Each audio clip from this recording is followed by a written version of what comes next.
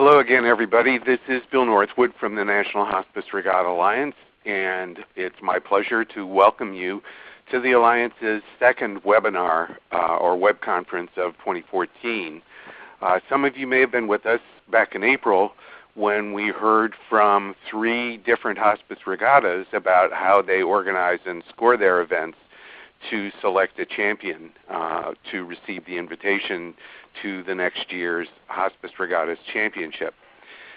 Today we're focusing on outreach and promotion, on how to use online tools to raise more funds for hospices and to generate broader and deeper awareness and support of the benefits that hospice offers. Before we get started, a couple of housekeeping details. I would ask everyone, since we are using phones for our audio, please mute your phone when you're not speaking, and you can do that by hitting *6. Then if you need to, you can unmute by doing *7. Pretty standard process for most web and phone conferences. Second, we'd ask you to use the chat function to submit questions. Our presenter, Tony Kudner, will be taking questions at the end of the presentation, and you can submit them via the chat function, or you can do it live online at the end of the presentation. And third, the slides and recording of today's conference will be available after the fact. Everyone will get an email with links to the slides and the recording afterwards. So if you have to leave or if you want to re-listen to something at some point later on, you will be able to do that. With that said, it's now my pleasure to introduce our presenter for today's web conference, Tony Kudner, who's the manager of grassroots advocacy for the National Hospice and Palliative Care Organization. Tony is one of the architects of the Hospice Action Network's recent successful effort to advocate with elected officials, congressmen and senators, to undo a Medicare regulation that's been very damaging to many hospices around the United States. I've had a chance to preview Tony's slides. I know that there's a lot of value in his presentation to us today. And before I turn it over to him, I would like to say, even if you don't have the resources that NHPCO does, and most of our organizations don't have those resources, we still believe these activities can be scaled or tailored to your level of capability and resource. And Tony will tell you how. And with that, I'll turn the program over to Tony Kudner. Tony. Thanks so much, Bill, and thanks to the Regatta Alliance for inviting me and NHPCO to speak today. Bill, I don't even think I told you this, but I used to teach sailing on the Chesapeake Bay at a small camp. I used to sail a 32-foot Aloha sloop in some regattas and teach kids how to sail on a beat-up old camp yacht. So I love the sailing life. I make it over to Annapolis every once in a while, which is just across the peninsula from us, and thank you all so much for using your wonderful regattas and wonderful sailing activities to support your local hospices. NHPCO certainly appreciates that, and we'd love to extend our thanks from a fellow sailor, if only a few years ago. As Bill said, I am the manager of grassroots advocacy here. I wear a lot of hats. NHPCO is a lean and mean organization. In our policy department, there are probably just about 4 people who work on policy-related matters full-time, and we have an advocate base of about 70,000 people who receive our emails, and then we probably have what we call a grass tops network of about 500 folks who are really willing to step up to the bat and work on our issues and engage with Congress. Now, because we're so lean, a lot like Bill suggested a lot of you happen to be, probably doing this as a labor of love because you've had a hospice experience or the hospice in your community needs your help. We've learned to try to do a lot more with a lot less, and there are some great cheap, if not free, social media promotion tools, as well as some other ways we're going to talk about to get what is almost a message that sells itself, the hospice message, out to the community, and to get them interested in supporting the valuable services that hospice provides. So with that in mind, I really kind of want to cover 4 different areas today. I think it's very helpful to start with what hospices are facing in your community. It's been a time of unprecedented change for the hospice community. Hospice as a Medicare benefit has been around for about 30 years, and in the last 5 of those, since a little before the Affordable Care Act came into being, hospices have been hit with an exploding number of regulations and challenges in terms of reimbursement and changes to the way that they've had to structure their operations to provide the wonderful holistic care that they do provide to as many people as possible. So we'll set a little bit of the scene as to why hospices need your ongoing support. And we're going to switch gears for a couple seconds and talk a little bit about the hospice stories that have the most impact, and perhaps how to structure them to your benefit when trying to promote your regatta events. NHPCO and HAN being the Hospice Action Network, which is our sort of advocacy arm, have done a fair amount of research in this area, and we have some best practices to share with you in sort of the art of storytelling. We're happy to pass those on. We think hospice stories are across the board very potent and powerful tools that talk about the value of a good death. And while that's true, while they certainly do tell that story, I think we can all learn to tell our stories a little bit better, to refine them for maximum impact. It's certainly great to do a little brush up there. We'll then start talking about our digital tools, the digital toolkits that are available, like I said, for usually almost no cost or low cost in some cases. We'll talk a little bit about learning from your results, how to study the impact of the things you're doing, and tweak your follow-up communications, your next hospice story, your next message to your supporters and potential donors to build upon the results of your first efforts. And then we'll look a little bit at an event that we did that Bill mentioned, our Advocacy Intensive, which is a event where folks come to D.C. for a fly-in to talk to their members of Congress, and we'll study a little bit about how we used some of those tools in real time before, during, and after the event. As Bill said, I'm happy to answer questions throughout. I imagine this being fairly informal. If I can answer something on the fly, I really am more than happy to do that. And as we do have a kind of intimate group, if you feel better asking that question over the phone, please feel free. I'm happy to answer questions throughout. So let's jump right in. Hospices are facing a lot on the federal scale. The community is suffering under the impact of 3 different reimbursement cuts. So to take a step back, about 90% of hospice services are paid for by the federal government. The Medicare hospice benefit, which is the part of Medicare that pays for hospice services, pays for about 9 out of every 10 people who use hospice services. And that makes a whole lot of sense, really, when you think about it, because most folks who die are older than 65, so they're eligible for Medicare services, and therefore the federal government would be paying for most of those. What that means is that we have an outsized reliance and interest in what the federal government does in terms of hospice care and how they pay for it and how they regulate it. It has a lot of impact on the hospice community. Private insurers who deal with other larger patient pools, Kaiser, Aetna, Blue Cross Blue Shield, those folks are also private insurers, right? Not every dollar that comes in to pay for the services that they provide to the people they insure comes from the federal government. You know, the businesses that purchase insurance for their employees, that all helps them to sort of defray costs. Hospices can't do that. If 90% of your services are paid for by the federal government, what the federal government does has a much larger impact on how you operate your hospice. So we're suffering under 3 different reimbursement cuts at the moment. One is regulatory, and I won't really get into the nature of them. It was more broad overview that one was started during the Bush administration. It was a regulatory phase-out of a way that an inflationary adjustment was calculated for hospices.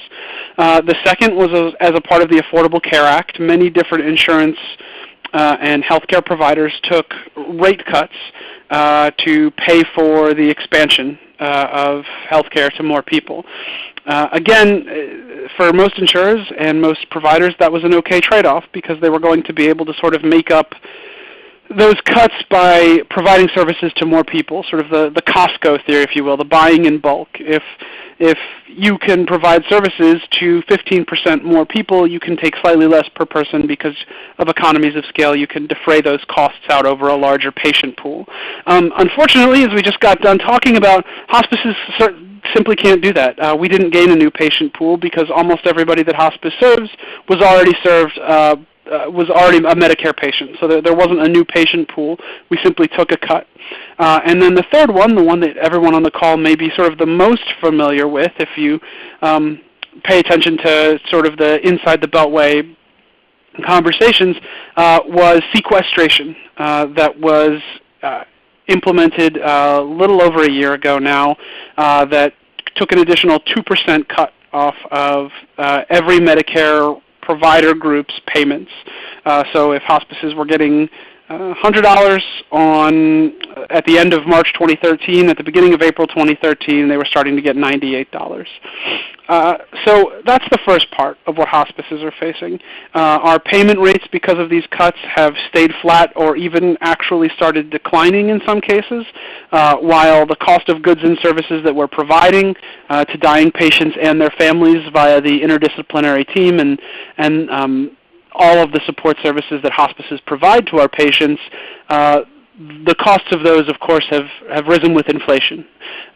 When you add to that, as you can see in the second bullet on the screen there, hospices are facing a huge amount of new regulatory burdens.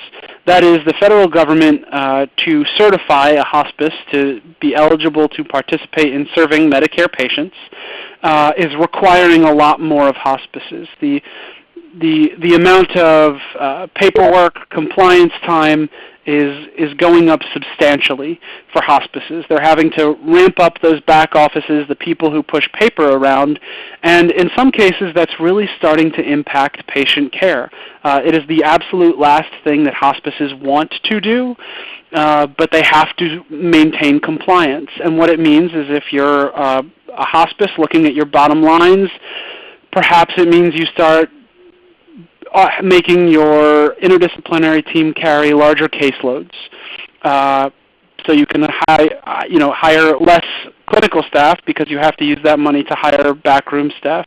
And really, what it means, where I think fundraising is concerned, is the first things to go are some of the things that fundraising dollars sort of help fill the gaps with, namely above and beyond things like grief camps, special veterans recognition ceremonies, counseling services for the community, for community tragedies, things like that, things that hospices naturally have the ability to do, have the skill set, but perhaps not the capital to do.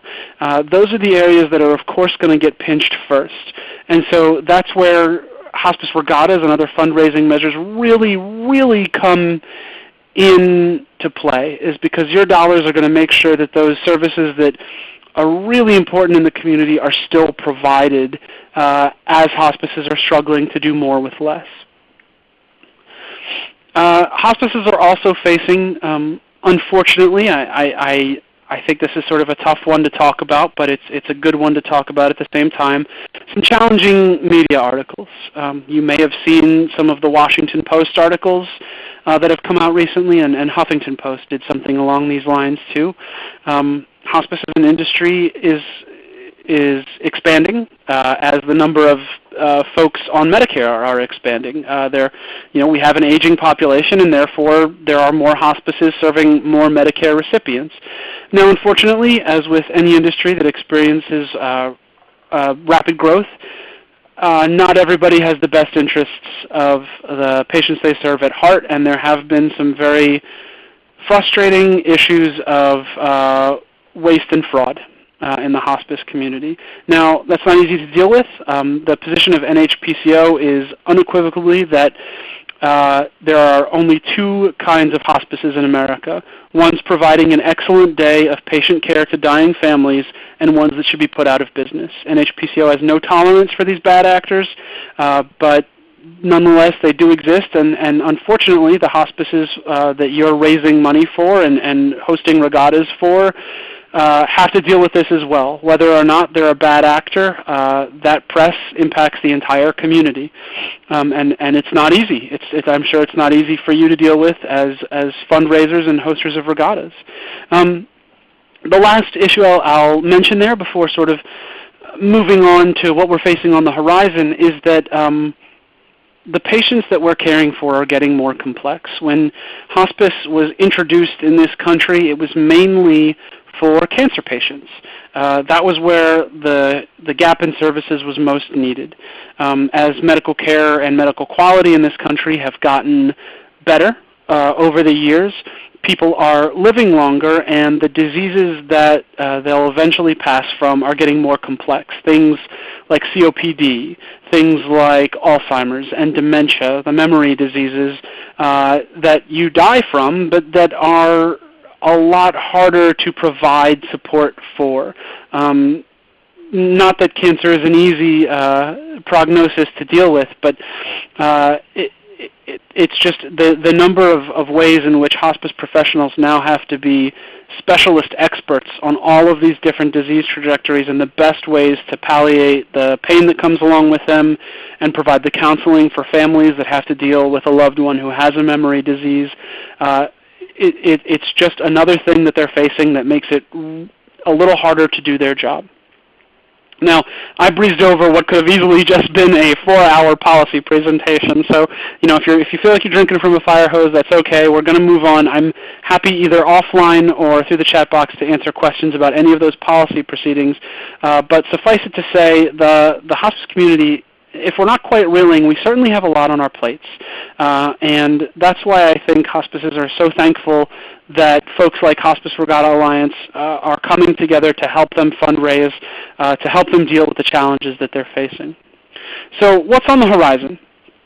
Well, unfortunately, in terms of that bottom line, the hospice community could be facing more cuts within the next 6 to 7 months. At the start of next year, probably March. If you ever heard of anything called the doc fix, it's the way that doctors are reimbursed under Medicare, and it's possible that in order to tweak the way doctors get paid under Medicare, hospice could take a cut in reimbursement, sort of robbing Peter to pay Paul there. That's on the horizon. It's certainly on the minds of our member hospices is something they're worried about. I think a lot of hospices really are pinching pennies these days, and another cut would start to move things almost into the crisis point. There is a possibility of changes to the ways hospices are paid for their services. You may know that hospice is a per diem payment. It's not fee-for-service. You don't go to a hospice provider, get morphine for your pain for the next 6 days, and pay a specific amount for that morphine. Hospice agrees to cover all of the patient's needs related to the thing that they're dying from, and in return for that from the government, they get a flat fee. It's a sort of a per-day fee, and it varies by area, but it's about $150.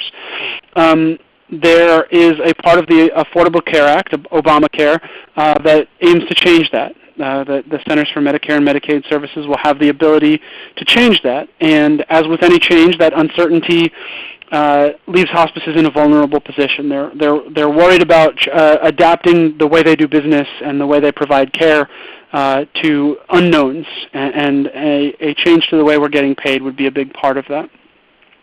There's also some definitions that could change in terms of what hospices are responsible for. Traditionally, hospices have been responsible for all care related to the terminal illness and related conditions, which means if you happen to be a cancer patient, hospice covers all of the things related to providing comfort and freedom from pain for your cancer. But if you happened to be on anti-seizure medication, the hospice wouldn't be then responsible once you entered hospice care for paying for that anti-seizure medication because it doesn't have anything to do with the thing you're dying from. CMS is looking perhaps to change that, the Center for Medicare and Medicaid Services. And that's very troubling for hospices as well because it's a whole new set of services that hospices would have to learn how to provide to their patients, and it's also unclear as to how hospices would finance providing those extra services that they're currently not on the hook for providing. So again, I know that was like drinking from a fire hose, but it's always good to set the stage and let excuse me, everybody on the call know what hospices are facing. So when you're talking to the Director of Development or the CEO for whom you will be doing a hospice regatta, to know what's on their mind, to kind of understand the day-to-day operational realities that they're worried about when they're so thankful for the opportunities that you have to help them promote themselves in the community and also cover some of those services that they're trying to provide. So as a wide-angle lens, why all that matters is that hospices are being asked to do much more with much less, and your fundraising efforts are going to help fill the gap for many of those wonderful community services. So that really covers our first point, that hospices are just facing a lot. But let's change gears for a little while now and talk about stories that resonate. As a bit of background, NHPCO has always been interested in the power of storytelling, but we really changed gears and started using this in terms of the advocacy work we do on behalf of the hospice community about 2.5, 3 years ago now. We'll talk a little bit about the Advocacy Intensive, which is the case study I'll wrap up with at the end of the day, but a lot of groups who host events in DC tend to bring program leadership, folks like CEOs, administrators, stuff like that. If you'll pardon me, it's a little dry in our offices and I may have to stop to get a sip of water every now and again. But we feel, and we hope you agree as folks who care passionately about hospice, that hospice is different from a lot of the other parts of the U.S. healthcare system. We think that hospice is a part that's getting it right. We care holistically for the patient and their family, and we don't view them as someone to get in and out as quickly as possible. We don't view them as a number. We really try to care for all of the patient's needs. And who better to do that, and what better way to do that than the patients, families, and hospice workers who are providing that frontline care, the volunteers, the folks who know what hospice looks like every day back at home. And so we switched our gears. Instead of going into congressional offices or in our promotional materials talking about the nuts and bolts and policies of hospice, we started telling stories. And I have to tell you, in the last 2.5 years, the change has been phenomenal. Death is not an easy subject for anybody, but it's universal. It happens for everybody, and it's something at some level we can all relate to, even if it's not the most comfortable topic. What's comfortable about it is understanding and thinking about how a good death provided by a hospice can compare to the nightmare scenario that we all hear about and hopefully haven't, but in many cases have experienced with a loved one firsthand, which is somebody passing in an ICU with an awful quality of life, in pain, not surrounded by family, in terrible circumstances that are often throwing everything that the medical system can to treat the symptoms but not the patient. So we started telling stories about the wonderful ways in which hospice eases this transition, makes it better in the moment, helps with the grief afterwards, and we found that the results are astounding. People respond to this, as I'm sure you do. So let's talk a little bit about these stories that resonate. I know that many folks who I've talked to who are hospice volunteers or who are hospice Advocates on some level or another are hospice advocates because they have a story themselves, because they had a loved one who passed in a hospice and they couldn't believe the care that their loved one got. Or they had two contrasting cases where one, perhaps mom died in the ICU and then dad had hospice, and seeing the differences between the two made it clear as day what the value of hospice was for their family. So when you're thinking about this, as you start to plan your regatta and promoting it, it may be helpful for you to tell your story or to think about your story. Why do you care about hospice? Because often it is that personal story. And if you don't have one directly, I think it's very easy for you to find one. Of course, if you fundraise or host your regattas for a particular program, they are going to be a wellspring of these stories. They're going to have them for you, and you'll be able to talk with folks at the organization, or they'll be able to connect you with former patients, family members of former patients who can talk to you about these stories. If a hospice experience is why you became involved in the Regatta Alliance, that's a great story, and we're going to actually talk about the structure of a story in a couple minutes here, and that will play into it. The sequential of A happened, then B happened, and therefore C happened. I had a family member who passed in hospice. I wanted to give back to that hospice because of my experience. Therefore, I do hospice regattas is a story structure that people are familiar with, and it resonates with them in some pretty powerful, visceral ways. So you've heard these stories. You have your own. You have family members who've had them. If you don't, again, try to go to the hospice for whom you raise funds, and they'll certainly be able to connect you with the folks who can really start keying you into some of these stories. So let's talk a little bit about the narrative arc. There are key points in stories that are universal, and our brain is almost hardwired to pick up on. And if you can hone your story to start really drilling down into those issues, people will be more receptive to your overall message. The message of participating in a regatta, fundraising for a regatta, with the ultimate goal of supporting a community hospice. We'll go through these bullet points. I think most of them are fairly self-explanatory, but it's always helpful to dive into them a little bit. Talk about setting the scene. A story isn't, I had, my aunt was in hospice. It was a better experience than if she had passed in the ICU. That's a loose collection of facts. You really need to think about pulling somebody in. What's going to help that person start understanding that story and putting themselves behind your eyes when you have a story about great hospice care? Who was the aunt? What are some details about her life before hospice came on the scene? What were her loves? What were her passions? Was she frustrated by the fact that death was approaching? Was she very peaceful and knew that hospice was going to be the right answer? Tell us a little bit about the person who received or is currently receiving that care. What are the stakes?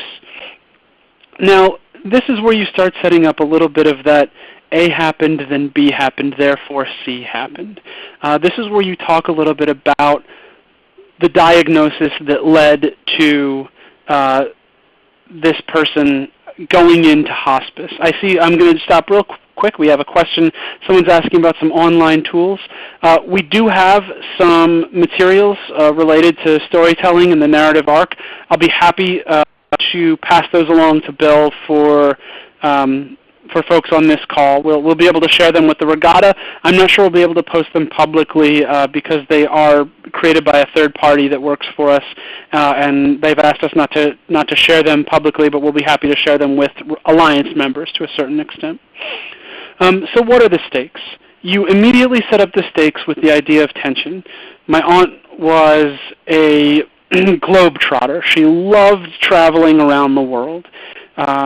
she was crestfallen the day she learned she had pancreatic cancer and months to live. That's the stakes. How is this going to play out? In what ways is her life going to change? That sets up some of the later points that we're going to talk about. What are the sensory details? When my aunt found this out, where was she? Was she in a doctor's office? Was she called at home? Was she sitting comfortably in one of her favorite chairs with her pet cat on her lap? That may sound a little trite, but again, our minds are keyed into those details, and it goes from someone listening objectively and passively about a story to being involved, to having a stake in what you're talking about. Any of those sensory details that you can add are going to be key to drawing people in on a visceral level. Talk about challenges along the way, and these can manifest in any number of ways. My aunt's pain became incredibly acute. She found that she could no longer walk to the bathroom without help. My aunt fell off her bed one night. And then you can talk about, as you see in the bullet point, how it was overcome. The hospice was able to manage her pain and symptoms in such a way that she still had a good quality of life. We could talk with her on the phone. We could watch travel videos. She could, again, get herself to the restroom with the help of a hospice aide and start talking about overcoming those pitfalls along the way. Is there a pivotal moment? And in hospice, of course there is. There are several along the way. The biggest one is probably the moment that a person passes. And you can talk about how hospice influences that pivotal moment. You can talk about everybody was gathered around my aunt's bed at the end. The hospice was able to give us warning time that she was probably going to pass within the next 12 to 24 hours. We were able to assemble the family. We had a family pastor come in, and we were all able to pray with her or sing her favorite songs for her. Talk about how hospice, which is ultimately the thing that you're trying to promote through these regattas and your fundraisers, talk about how hospice was able to change that, how it was able to positively impact the situation. I think you can see where I'm going with this, and what my hope is that as you're listening to me talk about the stories of this hypothetical aunt and her transition from getting a terminal diagnosis through passing, hopefully you're thinking about the story that resonates with you and starting to think about what the sensory details were, what the setbacks were, the pivotal moments that you remember, and thinking about honing your stories into these narrative arcs, because it's going to help you down the road when we talk about how to get these stories out there and ultimately use them for the ultimate goals of the regatta. Some other considerations while we're talking about the story, while you're practicing it and honing it. As I think I've mentioned this first one, tie your story into the why. And for you, that really means supporting the regatta. This hospice care is critical. We as a community have to support it. I need your help via my regatta to do that. HIPAA is an acronym that basically stands for patient privacy. If the person you're talking about isn't related to you directly, but is related to someone you know or details that the hospice has provided you with, please remember that in some cases you don't want to run afoul of patient privacy laws. So it's as easy as changing a name and removing any details that could personally identify somebody. So the story can remain the same, but don't make it so that if somebody drilled down deep enough, they could find this particular person if you feel that would be an issue. You can also, to make sure you're compliant with this, get their permission. And that's as simple as having them write up a quick letter or signing a letter that you write up saying, I give so-and-so full permission to tell my story with the ultimate goal of promoting hospice regattas in my community. It's just your hospice will know about these regulations. They'll be able to walk you through them. It's just something to think about. Length. What's the sweet spot?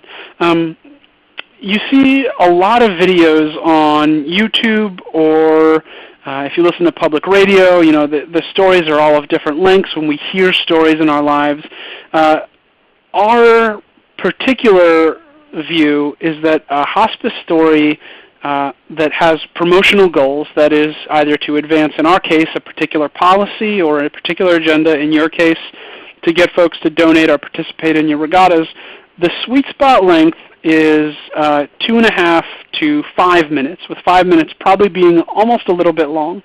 That sounds like both a lot of time and a little time all at once, I would think. But really, if you practice it and rehearse the story, it's not very hard to get it to fit in that length, to give lots of details and have it really have a narrative arc, but also not drag on and have your folks be intimidated or disinterested by the end in what's going on.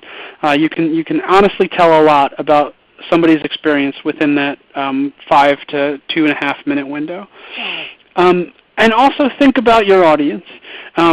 If you are fundraising, like I said, for an initiative at a particular hospice, if it's perhaps a grief camp or veterans initiative to help a hospice provide care above and beyond to the veterans that they serve, tailor your story to that. If you have a experience where a father died relatively young and the hospice cared for him, and part of that care was for his son after his father passed away to be able to deal with those complex emotions as a child, as a 5 or 6 year old, find a story that fits that bill. Find a story that says this right here is what we're trying to help out with. If your audience is all sailors, maybe you find a story about someone who had a love of sailing or something in that vein. It's not a necessity, but it also just, we're all hardwired to pay more attention to the things that we're already predisposed to be interested in. I open emails about things that I care passionately about before I open the emails that don't seem as germane to the things I do care about. So something to keep in mind. Okay, so we've talked a little bit about stories and how to craft one and how to start working on the things that will make the story resonate to the audiences that you're trying to reach. Now what? What do you do next? Now that you have these great stories, how do you get them to the people you want to participate in your regatta? How do you get them to the people who you want to donate to the initiatives that you're working so hard and giving of your free time to create? What NHPCO has found is that face-to-face is great, and I know a lot of fundraising happens that way. But when you're trying to reach a larger audience and drum up some support, the ways that digital tools and the internet can help you reach more folks are pretty powerful, and they're certainly worth doing. Also, a lot of them are relatively inexpensive these days, if not free, and so I think that there's a lot of value in leveraging them. I'm not sure how many of you for your regattas have websites, but really that's something that's becoming simpler and simpler to set up, even if you're not very technologically savvy. Getting a website up and running these days can be done in an afternoon. There are companies that can help you do that, and there are online tutorials that can help you. We use a platform on the Hospice Action Network website called WordPress, which is free to use, and it's a great easy way to make a website in almost no time at all. Once you have a website, you can put up a blog as a part of that. You can post your stories in written form. If you just have a story that takes 2.5 to 5 minutes to read, get that story up there. Get it out. Encourage people that you know to read it. Send them the link, things like that. A lot of the work we do is with videos, and I'd encourage you to do it as well, because while there are people who do like to read, and that sounds funny when you say it, I'm sorry, I apologize for chuckling, but that's just a sort of funny non sequitur phrase. But we're finding that folks, a lot more than this, have an attention for videos. the attention span for paying attention to a video is a lot higher, and you'll get somebody to not skim it but really become invested, especially if you can hit that sweet spot in terms of time. You don't need to be NBC Channel 4 or Brian Williams live from Rock Center or anything like that to capture a video that folks will want to watch. If you have an iPhone, you are a cinematographer. I know that sounds funny, but we used to send video cameras out to folks who would record their hospice stories and get them back to us. We no longer do that. The quality of iPhone videos is so high now that we just have them record a quick video and upload it either by email if it's short or if it's a little bit longer. Some of you may be familiar with products like Dropbox. Dropbox is a file sharing service that you can download an app on your phone, create an account that is large enough to handle almost any video your iPhone could record, and upload it directly, either over a wireless connection or over your cell phone connection. And once it's up in the cloud, you can take it to a computer and do any editing you need to it. We find that solutions like this are becoming more the norm than not. You can buy a little, if you search on Amazon for iPhone tripod, you'll find solutions as cheap as $7 or $8, where it's a little tripod that'll hold your iPhone. It's tabletop mounted, so you can hit record and then go sit down and tell your own story in front of it, or you can record somebody else that way so it's not shaky. They're really overcoming a lot of these technological hurdles. Think a little bit about setting. If you're going to record a video, it's best not to do it on a busy street. Find a comfortable environment. Find someplace quiet, a nice, recliner or chair in your house. Avoid sterile situations like offices or conference rooms. If you're doing one, again, focused towards perhaps sailors and other folks who engage in your regattas, if you can, this sort of just occurred to me, but if you can sail your boat to a quiet cove or a place that doesn't have a lot of background noise, where you're not getting a lot of boat traffic, but recording your story, from your boat with the sail in the background, with that visual, is a great way to capitalize on the interests of your audience. And do a couple of tests. Just do a couple test runs, see how it works. If that's doable, then you're good to go, off to the races. And the last bullet point there is narrative works better than interview.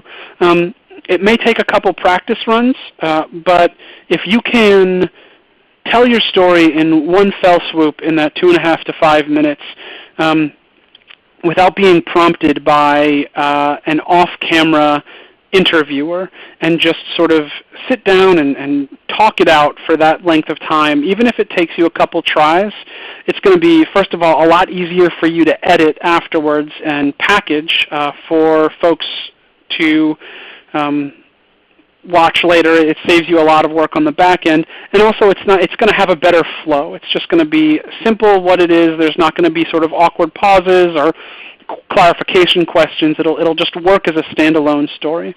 So that's why we recommend the narrative over interview. NHPCO does not use fancy editing software.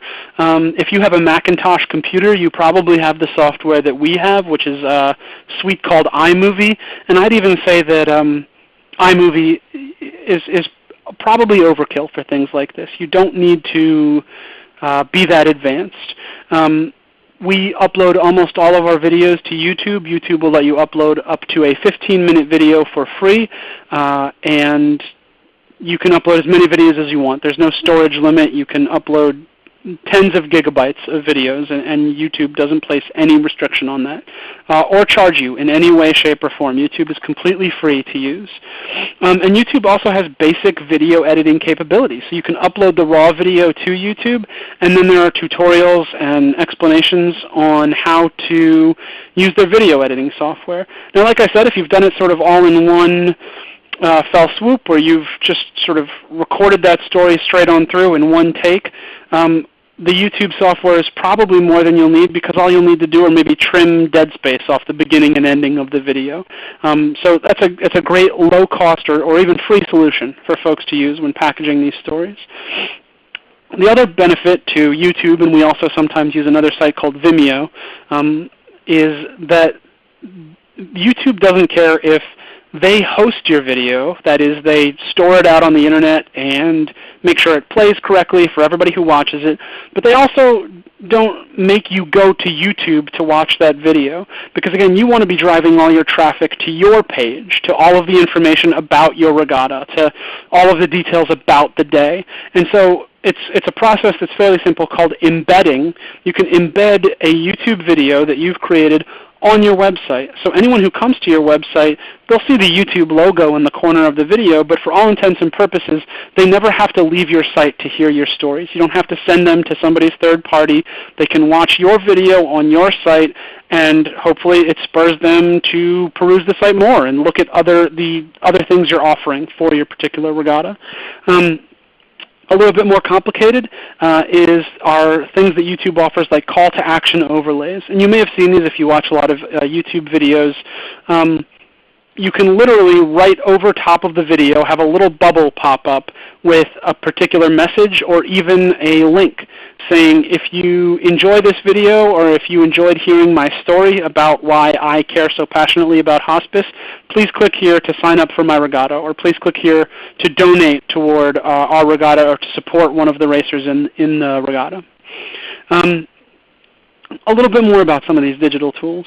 How do I get the right people to watch my stories? Well, hopefully a lot of you folks have email lists, either simply the emails of your friends and family who support your philanthropy in this way, and send them emails. Say, watch my story. Click this link, go to my website. I'd like you to watch this story and see why I do the things I do.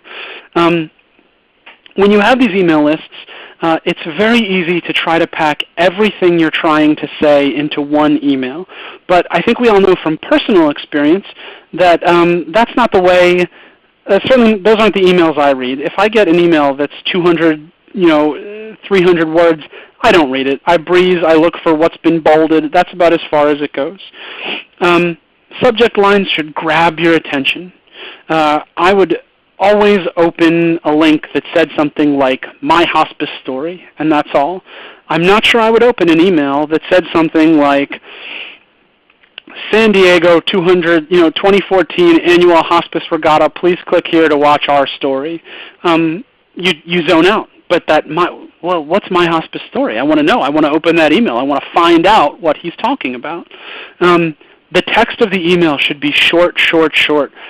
We aim for no more than 3 bullets and a little explanatory text before that. If you can put a big picture of you telling your story, you can very easily stop a YouTube video and take a screen capture, it's called. Most folks would just hit the print screen button on your keyboard, and you can put that in an email. People respond to big pictures, and if they know that clicking on that picture is going to take them right to whatever the eventual thing is you want them to see, they're going to do that. Let's talk a little bit now about social media. Such a buzzword. Sometimes I roll my eyes at this. I think, the number of marketing firms that just talk about, the Web 2.0 and social sharing, it can all be a bit daunting, and sometimes it can sound a little bit like hooey, but there are parts of it that are very powerful and very useful, and by and large free to use. If you don't have a Facebook page or a Twitter account, I would suggest doing so. There are plenty of free online tutorials about how to open a Facebook page account, and opening a Twitter account is also very easy. Taking that previous example, San Diego Hospice Alliance Regatta, you can create a page on Facebook for that in 3 minutes, soup to nuts. A Twitter handle, just real quick, at San Diego Regatta. There you go. And now you have ways to start promoting your offerings on the social media platforms that many people are on, and have the power of folks who do know you being able to share that information and act as trusted ambassadors to the folks who don't. the things that these sites prioritize are pictures over text. If you have a picture of, like I said, of you telling that story, and you can superimpose a little bit of text over it, my hospice story, that will get shared and clicked on and promoted higher in Facebook's hierarchy and Twitter's hierarchy than a dense block of text. If you can make it a picture, it's more shareable. People will click on it. People will share it with their friends a lot more than they will with text. You see this little bit about language and text. You won't believe what happens next. Some people refer to this cynically as clickbait, but if you can create a little bit of text that leads to intrigue, just like that email subject line we talked about a couple seconds ago, my hospice story. If you can just create text that says, I want you to hear about how hospice helped my aunt, and that's all the text, and the rest is just a link out to the video off of the Facebook site, people are likely to click on that link versus one that explains everything about it. It's sort of the nature of how humans respond to enticing leads of that sort. So everything you're doing is always to drive traffic to your event page and your story and to get people to sign up. I also want to touch just briefly on hashtags and how they help you track engagement. Hashtags started on Twitter, and they're a way to follow specific conversations, and now Facebook uses them as well. You'll see that in front of hashtags I have a little pound sign there, and there are ways for folks to do searches on common themes. So, you know, a big one right now might be hashtag MH17 for the unfortunate incident with the Malaysian Airlines plane that was shot down over Ukraine. If you searched for hashtag MH17 on Facebook and Twitter, you would find all posts by all users who are talking about that, who have tagged their posts with that information. So, you know, a hashtag might be, you know, Regatta14 for you. And then you can start tracking all of the people who are talking about that and encourage its use in your events so you can see how this is working for you, how people are engaging and if they're sharing your content. So, be active on social media. If you set up a page, don't just set it up and then don't tend to it. If people comment on your page saying, I love hospice, of course I'll support this, you can comment on their post saying, thank you so much for your support. We really appreciate it. If you have any questions, let us know. Retweet people who tweet about your event. If someone says, you know, tweets out, I'm going to attend the San Diego Regatta, retweet that and make more people see it, and because people love that. People love the feeling that you're actively engaging with them on these platforms. Directly ask your supporters to share your stories on social media and ask them to share their stories with you. We don't even request video testimonials anymore. People now come to us with their stories and say, I want to record a video testimonial for you. Once they know that we do that, they want to share with us to help our overall initiatives. And the same thing will happen with you and the stories you share for your regattas. As above and beyond, you consider a small budget for boosting your posts. Often for very reasonable investments of as little as $25 to $30, you can boost your page's posts so that it's seen by wider folks. And you can also do micro-targeting ads on Facebook. You could drill down to folks in the San Diego area who have an interest in sailing. Facebook lets you drill that far down and only have your ads appear to those people. Facebook is very good at explaining how all of that works, as is Twitter. There are plenty of resources out there to learn how to do that. It's very safe. You give Facebook your credit card information, but we do it all the time. We've certainly never had a problem with fraud or being overcharged. And it's a great way to reach the people who are interested in the issues that you care about. How do you refine your success? And I apologize if I'm speeding up. I noticed that I'm at the 56-minute mark, and I don't want to shortchange the second half, but nor do I want to go over. I want to be respectful of everybody's time. Online, there are a bevy of what are called analytics platforms built into a lot of these programs that are free to use. it's in the company's best interest to show you how to tweak your message so it gets to as many of the right people as possible. Google Analytics is something that we use on the Hospice Action Network website. It tells us how long people stayed on our site, what pages they looked at, where they're from within a plus or minus 20-mile radius. It can certainly show you what country, state, and generally city folks are viewing your page from. Things like bounce rates, which is how long they stayed on the site, if they only stay on the site for 15 minutes or if they stayed on the site for 30, reading your stories and watching your videos. Facebook and Twitter offer similar analytics on their platforms, and there are lots of web resources to help you interpret these results to see what messages are resonating. If you have two stories, you can, two video stories on two different pages of your website, you can really take a critical look and see which one is resonating with your audience and perhaps tailor future stories to what your audience is interested in.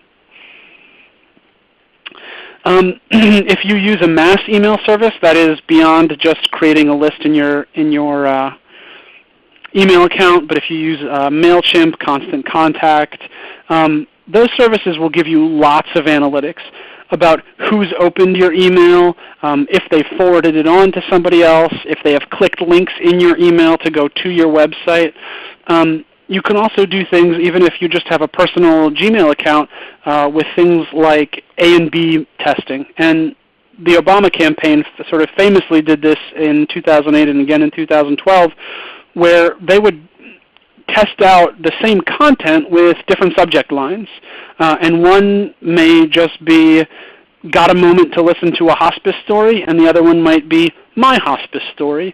And you can see which one has more responses. You can sort of look in and see, out of those two email subjects, which group of folks eventually ended up donating more, which group of folks showed more interest in my events.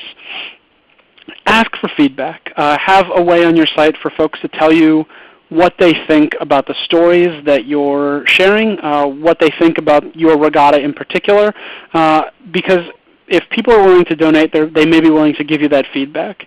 And it's a valuable tool which shouldn't be discounted, just asking people what they think. And of course, the ultimate test and analytic is how successful is your event, how many folks are participating in your regatta, and how many folks are ultimately donating to the hospice program that needs these funds. Any price tags? So I'll briefly breeze through our case study. We used social media for a lot of our, I'm sorry, I think somebody is maybe on another call or have us on in the background. I can hear somebody talking to a third party. I think Bill said if you press *6, you will be, you can mute yourself if you've got to do something else. So really briefly, the Advocacy Intensive is what's called a fly-in, where we ask member hospices to come to DC, send folks to DC, and talk to their members of Congress about the hospice care that they're providing at the bedside. We did a bunch of things to try to promote it. Once folks had registered, we actually emailed them and said, would you mind sending us a picture of you standing in front of your company logo? And then we would share that on Facebook saying, Heidi Walker from Idaho, who works for Hospice Visions in Idaho, is coming to the intensive. She's super pumped, and we're excited that Heidi's going to come. Thank you so much. And then, of course, a link to register for the event for other folks who hadn't yet registered. That, first of all, makes Heidi super pumped that we're asking for her to share in the event, and it also does encourage other folks to be interested in the event. We got quotes from folks who'd attended it in last year, and there are lots of sites that actually it's all web-based. You can take a photo and superimpose text right over top of it, and so you could superimpose a quote over somebody's headshot saying, the 2013 Hospice Regatta was one of the most rewarding experiences I've had in a while. I'm so excited to do it again this year. And then attribute it to, Mark Johnson, San Diego Yacht Club or something like that. Again, highly shareable content. It's a picture. People are much more willing to click on that and take interest in it than just text posts. we make prospective attendees feel like their participation is critical. This may go back to some of the things we told you about that hospices are facing. If you say hospices are facing 3 rate cuts, I need your help raising money for particular hospice X in our community. Make it personal. Make it related to your community. Target emails. We ask bedside caregivers to come to the event, but often they're not the ones who make the decision that they should go. They're asked by their boss if they can go, and the boss is the one who says, our hospice will pay for you to go to this, would you like to? So for the bosses, we talk about why it's critical to the hospice as an organization. To the people who we want to come, we targeted emails to those folks by profession saying, we need your clinical expertise for our event. So just think about your audience when you're starting to promote the event. We created an online hub on our website with all of the logistical information and other resources. And again, this is part of just setting up a website. For you, it would, of course, list easy ways for folks to donate, whether it's mailing a check somewhere or using PayPal or philanthropic third-party donation software, or bring a check to the event, or call this number and we'll help you process a credit card payment, that sort of thing. Consider custom short URLs. If you're familiar with Windows, URLs are the actual link that you click, and Windows is the same way. You think of it as folders within folders. Sometimes information can be buried in a website. It could be yourwebsite.com/public/2014/San Diego Regatta. That's really hard for somebody to type in, and if they've gotten your information third hand or from another party, they may not be able to do that, type it in correctly. So consider doing a custom short URL. These are very easy to do with a little bit of practice. You can do them sort of on the back end of your website. So just doing something as simple as yourwebsite.com/regatta. Anybody can remember that and type it in. There's less chance of them missing the information. And platforms like WordPress and Google Blogger make this easy to do, and they're getting more user-friendly all the time. We had about 250 registrants for our event, and of those, we probably had about 225 actually show up on site. Any signage we had anywhere had our hashtag on it, which for us is very simple, just 5 characters, #hand14. So they could tag anything they were talking about with that, and we could monitor it in real time from Facebook and Twitter. I would encourage you to do this if you're going to have a big sign made up to put in the marina. Make sure it has the hashtag of your event. Hospice Regatta, #Hospice Regatta. Hashtags are all one word, so you couldn't do hashtag hospice space regatta. It would have to be hashtag hospice regatta, all one word. That's how the systems track that information.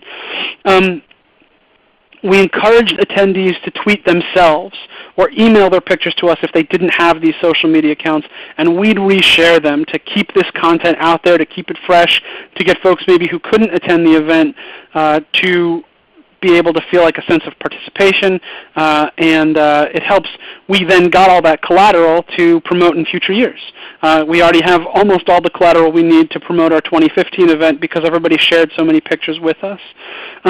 We tagged members of Congress in our posts. Facebook lets you do this. Many members of Congress have a a page on Facebook, and it's very easy to tag them. There's, again, tutorials online that show you how to do that. If a particular yacht club is helping you underwrite your event, you can tag them in their Facebook post, and the yacht club, of course, would like that and makes them more inclined to help you in the future. And it's just sort of a best practice. Twitter handles work the same way.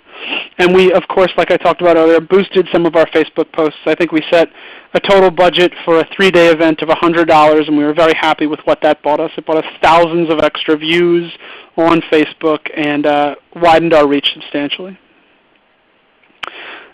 We encourage virtual participation. We want folks to comment, and social media really lets them do this. And of course, if they can't be there in person, it still would encourage them to donate to your event or participate in other ways.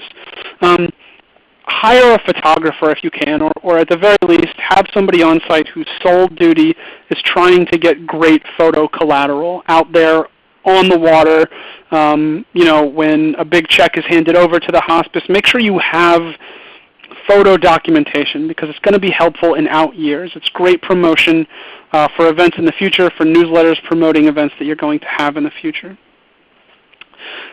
Use email for follow-up. A generic thank you to everybody is always a great idea for their participation. We updated our online hub with pertinent information and next steps.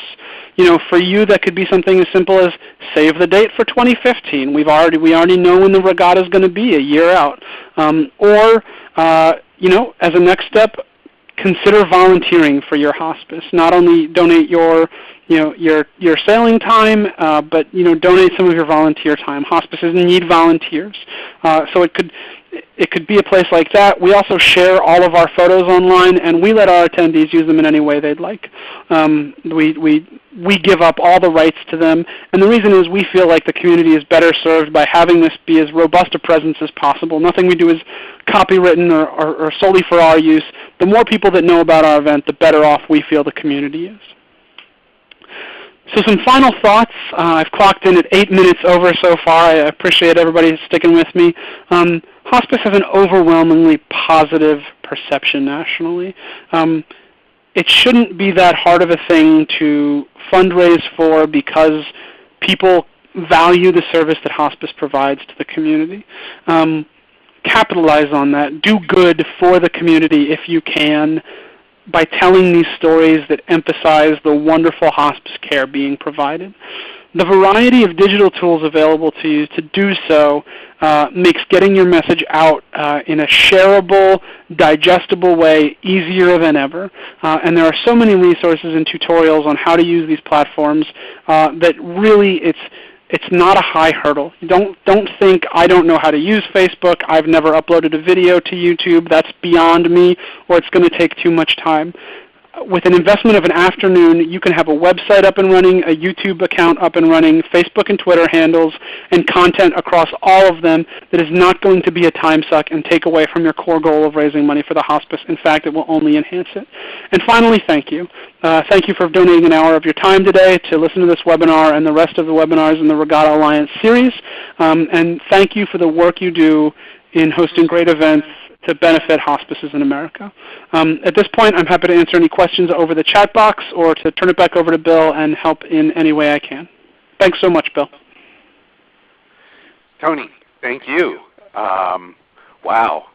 A lot to think about, a lot to consider, but I think the availability of tools at a relatively modest level of technical sophistication is well worth knowing about and considering.